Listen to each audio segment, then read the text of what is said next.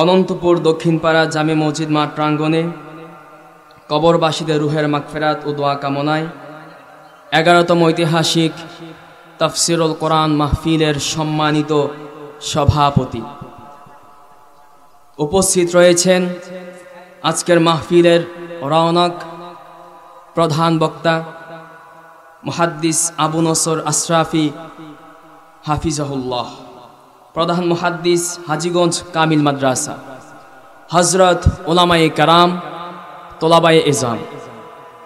সর্বপ্রথম শুকরিয়া আদায় করছি সে মহান, মহিয়ান, গরিয়ান, সর্বশক্তিমান এক আল্লাহর দরবারে, যিনি আমাদেরকে আজকে এত বিশাল এক তাফসিরুল কোরআন মাহফিল মোতাবাররক মুনাওয়ার আলেম ওলামার মজলিসে এসে বসার তৌফিক দান করেছেন, কিছু নসিহত শোনার তৌফিক দান করেছেন।